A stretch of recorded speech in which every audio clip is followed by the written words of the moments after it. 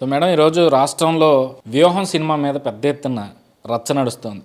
RGV చేసిన comments కావచ్చు, లేదంటే ఏదైతే సభ జరిగిందో ఆ ఫంక్షన్, ఆ సినిమాకి సంబంధించిన ఫంక్షన్లో వైసీపీ నాయకులు చేసిన విమర్శలు కావచ్చు, ఇవన్నీ మీరు కూడా చూసే ఉంటారు. ఈరోజు అసలు ఈ అంశం గురించి మీ అభిప్రాయం ఏంటి? ఇప్పుడు ఆయన ఇంతకుముందు కూడా 2-3 సినిమాలు బాబు గారి గురించి చాలా బ్యాడ్గా తీశాడండి. ఆయన లైట్గా తీసుకున్నారు. పార్టీ వాళ్ళు కూడా ఏం చేయలేక కాదు, ఎదవా మనకెందుకు అని చెప్పి మేము ఊరుకున్నాం. మళ్ళీ ఇంకా అలా రెచ్చిపోతూ మళ్ళీ ఇప్పుడు ఒకటి తీసి లోకేష్ గారు, బాబు గారు, పవన్ కళ్యాణ్ మొన్న కూడా ఏదో దున్నపోతుల తలకాయలు, గేదెల తలకాయలు తగిలిచ్చి పెట్టాడు వరుసగా. ఇంకా మరీ అంత అతి చేయకూడదు కదండి. ఎప్పుడో ఒకసారి చేసామంటే అర్థం ఉంది. దాన్ని నువ్వు రిలీజ్ చేస్తుంటే వచ్చింది ఎవరండి? ముఖ్యమంత్రి, వాళ్ళ మంత్రులు, వైసీపీ వాళ్ళు. మళ్ళీ వైసీపీ వాళ్ళు నువ్వు అది రిలీజ్ చేసుకున్నావు. అసలు అది నువ్వు చేసేదే చాలా తప్పు, అలా వాళ్ళ మీద తీయటం అనేది. ఇంతకుముందు కూడా అలాగే ఏమీ లేకపోయినా అన్ని తప్పులు చూపించావు బాబు గారి మీద. ఇప్పుడు అలాగే చేసావు. జనాలు ఎవరు నమ్మరు, ఎవరు పిచ్చివాళ్ళు కాదు. అందుకే అందరికీ అర్థమైపోయింది. అందుకే కోర్టులో వేశారు ఆ సినిమా ఆడటానికి. యూట్యూబ్లో వదులుతా, సోషల్ మీడియాలో వదులుతా. అసలు ఏం వదులుతావు నువ్వు? ఎందుకు వదులుతావు? అసలు ఏంటి ఈ మనిషి ఆ పైత్యం ఏంటంటారు? రామ్ గోపాల్ వర్మ పైత్యం అదొక శాడిజమేనండి. ఈ జగన్ గారికి ఉన్న శాడిజం అంతకన్నా ఎక్కువ వాడికి. ఫస్ట్ నుంచి కూడా వాడి క్యారెక్టర్ కూడా మంచిది కాదు. కాకపోతే ఇదే చెప్పట్లా, బాబు గారు మంచితనం వల్ల వాడిని వదిలేసాం. మన గవర్నమెంట్ టైంలో కూడా వాడు తీశాడు, తీసినా కూడా వదిలేశారు. అదే మనం ఫస్ట్లో వాడిని నొక్కేసి ఉంటే ఇంత దాకా వచ్చేవాడు కాదు. ఆడొక ఎదవండి. ఇప్పుడు అక్కడ కూడా ఉన్నాం. అరెస్ట్ చేయాలంటే 1 నిమిషం పట్టదు. రేవంత్ రెడ్డి గారు కూడా వాడితో మనకెందుకు, వాడు ఎదవా అని చెప్పేసి అందరూ సైడ్ చేసి ఊరుకున్నారు.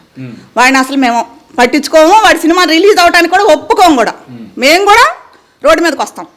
ఇప్పుడు ఒక మంచి డైరెక్టర్ గా పేరు తెచ్చుకున్న రామ్ గోపాల్ వర్మ ఇలా అయిపోవడానికి కారణం ఏంటంటారు? ఇంకా ఎందుకని వాళ్ళు డబ్బుకి అమ్ముడిపోయాడా? వాడు శాడిజమా? 90% జగన్ డబ్బుకి అమ్ముడిపోయాడు. వీడు అలా ఆడమంటే అలా ఆడుతున్నాడు. అది తప్పని ఆయనకి తెలుసు. రేపు ఇరుక్కునేది ఆయనే. రేపు వచ్చేది తెలుగుదేశం గవర్నమెంటే. నువ్వు ఆంధ్రాలో ఉంటావా, తెలంగాణలో ఉంటావా, ఎక్కడ తిరుగుతావు, ఎక్కడ తప్పించుకుంటావు?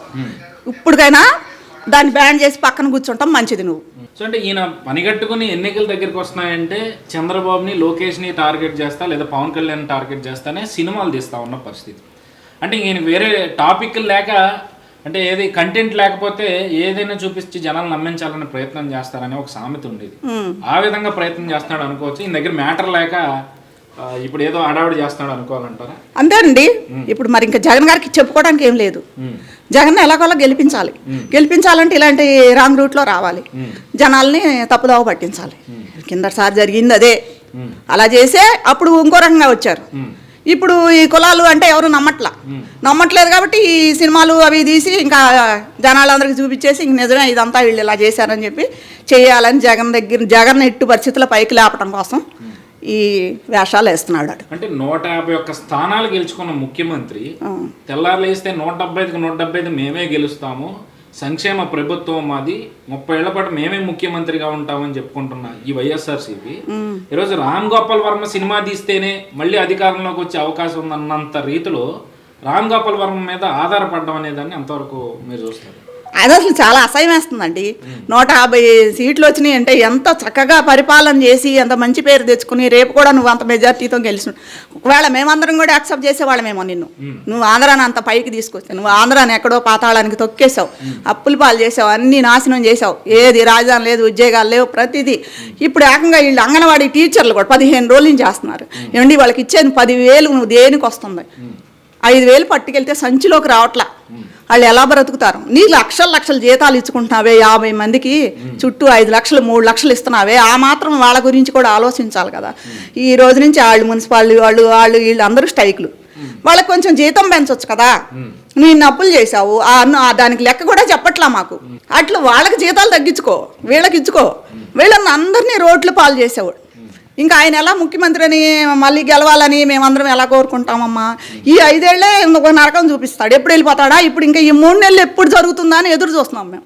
ఎప్పుడు వెళ్ళిపోతాడా అని. అది ఆయన చేతులారా ఆయన నాశనం చేసుకున్నాడు. సో ఇదంతా పక్కన పెడితే ఈరోజు ఆడుదాం ఆంధ్ర అంటూ కూడా పెద్ద ఎత్తున ప్రచారం చేసుకుంటూ కోట్ల ఖర్చు పెడుతూ అట్టహాసంగా ప్రారంభించారు జగన్మోహన్ రెడ్డి గారు. మరి ఈరోజు యువతకి క్రీడలు ఉండటం వరకు మంచిదే. కానీ అదే విధంగా వాళ్ళకి ఉద్యోగ కల్పన ఉండాలి, ఉపాధి ఉండాలి, ఆ పరిస్థితి ఉందంటారా? అది లేదు కదమ్మా. అసలు యూత్కి అసలు ఆటలు అంటే ఆటలు ఉండాలి, అన్ని ఉద్యోగంతో పాటు అవి కూడా ఉండాలి. అసలు నువ్వు ఎక్కడన్నా ఒక స్టేడియం కట్టావా, ఏదైనా గేమ్స్ పెట్టావా, ఇంకోటి ఏదైనా చేసావా, ఎవరినైనా ప్రోత్సహించావా? ఏమీ లేదు. లాస్ట్కి ఇంకో 2 నెలలు 3 నెలలు ఉందానంగా, ఇంకో 100 రోజులు ఉందానంగా నువ్వు ఆడదాము ఆంధ్ర అంటావా? బ్యాట్లో ఒక్కొక్క బ్యాట్లో 2,000 3,000 మిగిల్చుకున్నారట. అది కూడా ఒక స్కామే. ఇప్పుడు ఈ ఇసుక మైనింగ్ ఇవన్నీ ఎలా ఉన్నాయో ఇది కూడా అదే. ఎదురు నేను అక్కడ ఇల్లు కట్టుకుంటే ఏడుస్తున్నారు, ఇక్కడ ఇల్లు కట్టుకుంటే ఏడుస్తున్నారు, పాకలు వేసుకున్నాను. అసలు ఆయన చెప్పడానికి ఎలా, అసలు నోరు ఎలా వస్తుందో ఆ అబద్ధాలు ఆడటానికి. మాకైతే అసలు నవ్వాలో ఆడవాలో తెలవట్లేదండి. అసలు ఆయన ముఖ్యమంత్రి ఎలా అయ్యాడు అర్థం కాని పరిస్థితిలో ఉన్నాం మేము. ఎప్పుడు పోతాడా అని మాత్రం ఎదురు చూస్తున్నాం. ఏంటంటే ఆడేది ఏం ఆడతాడు, ఆ బ్యాట్లు పెట్టి కొట్టగా నాకు ఇరిగిపోయింది. అది కనబడుతుంది కదా, దానివల్ల నువ్వు ఇంకా అల్లరి పాలైపోతున్నావు. ఇప్పుడుకైనా మూసుకుని కూర్చోవచ్చు కదా ఈ 2-3 నెలలు, కానీ నువ్వు అలా చేస్తూనే ఉన్నావు. అంటే ఈ లాస్ట్ మినిట్ వరకు కూడా నువ్వు దోసుకోవడానికే ఉన్నావు. అది మాకు అందరికీ అర్థమైపోయింది. అంటే ఒక పక్క వేతనాలు పెంచాలంటూ లబోదీపం అంటూ రోడ్లు ఎక్కిన అంగన్వాడీలు కావచ్చు, పారిశుద్ధ్య కార్మికులు కావచ్చు, ఈవెన్ వాళ్ళ వాలంటీర్లు కూడా కొన్ని చోట్ల వినతి పత్రాలు ఇచ్చిన పరిస్థితి ఆయా పంచాయతీలకు సంబంధించి. మరి వాళ్ళ జీతాలు పెంచడానికి డబ్బులు లేవని చెప్తున్న జగన్మోహన్ రెడ్డి, సరే ఒక కార్యక్రమం చేపట్టినప్పుడు దాంట్లో ఒక నాణ్యమైన ప్రణాళికల్ని రూపొందించుకుంటే ఆ విధంగా సరుకులు ఇచ్చుకుంటే బాగానే ఉండేది. కానీ ఇలా నాణ్యత లేని బ్యాట్లను ఇచ్చుకుంటా, ప్రజాధనాన్ని దుర్వినియోగం చేసుకుంటా, ఒక పక్క ఏమో జీతాలు ఇవ్వడానికి కూడా డబ్బులు లేవని చెప్పుకుంటా, ఇది ఎంతవరకు కరెక్ట్ అంటారు? అది కరెక్ట్ కాదు కదండి. ఫస్ట్ నుంచి కూడా అంతే. రంగులు వేసాడు, తీశాడు, సంచులు అన్నాడు, ఈ వ్యాన్లు పెట్టాడు, వాలంటీర్లు పెట్టి ఇన్ని రకాలుగా ఇంత చేసి ఆంధ్ర జనాల మీద వేసి ఇది మొత్తం కూడా ట్యాక్సుల రూపాయన, రేట్ల రూపాయన, కరెంటు బిల్లులు కూడా 200 కట్టేవాళ్ళం 2,000 కడుతున్నాం.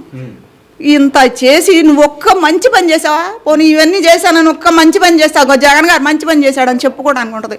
ఇప్పుడు వరకు ఒక్కడు చేయకపోగా ఇంకా ఇంకా జనాల మీద ఇంకా పెంచుతున్నావు అప్పులు. రేపు ఎవరు రాని ముళ్ళ కిరీటం అది. రేపు వచ్చే గవర్నమెంట్కి ఏమి అంత ఇది లేదు. అక్కడ ముళ్ళ కిరీటం పెట్టుకుని కూర్చోవటమే. ఎవడు అప్పిస్తాడు, ఎవరు వస్తారు? కంపెనీలు వాళ్ళు చాలా కష్టపడాలి. రేపు ఆయన గెలిచినా కూడా ఆయన ఎంత కష్టపడితేనో మళ్ళీ దీన్ని దారిలో పెట్టగలుగుతారు. ఈయనంతా నాశనం, అంతకన్నా ఇంక వేరే పరిపాలన రాదయ్యా జగన్. ఇప్పుడు లోకేష్ గారు చెప్తున్నట్టు 160 సీట్లు వస్తేనే తెలుగుదేశం జనసేనకి పెట్టుబడులు అనేవి రాష్ట్రానికి వస్తాయి అని చెప్పి చాలా క్లియర్గా చెప్పి, మరి 160 సీట్లు వచ్చే పరిస్థితి ఉందంటారు ఈరోజు తెలుగుదేశానికి? తెలుగుదేశం సొంతంగా పోటీ చేసినా కూడా 120 130 వచ్చేస్తాయండి, డౌట్ లేదు. సర్వేలు అన్నిట్లో కూడా వచ్చింది. జనాలు కూడా సరిపోతాయి పెట్టుబడులు రావడానికి. అందుకే పవన్ కళ్యాణ్ కూడా మాకు కలిశాడు కాబట్టి ఇంకా ఆయన కూడా వేసుకుని 160 అని చెప్పేసి చెప్తున్నారు. 160 150 వచ్చినా 160 వచ్చినా వీళ్ళ మీద నమ్మకం ఉంది, బాబు గారి మీద నమ్మకం ఉంది. ఓ సంవత్సరం 2 సంవత్సరాలు ఎవరు రాకపోవచ్చు, తర్వాత అయినా ఆయన మాట మీద కొన్ని వస్తాయి కంపెనీలని మేమందరం కూడా ఆశపడుతున్నాం. ప్లస్ ఆయనే ఆంధ్రాకి గాడ్ ఫాదర్ లాగా ఆయన ఇంకొకసారి కూడా ఆయనే రావాలి. వస్తే మనది మళ్ళీ నెంబర్ 1 స్థానంలోకి వస్తాం. ఇప్పుడు అట్టడుగు స్థానంలోకి వెళ్ళిపోయాం. మేమందరం కోరుకునేది కూడా అదే, బాబు గారికి గెలవాలని.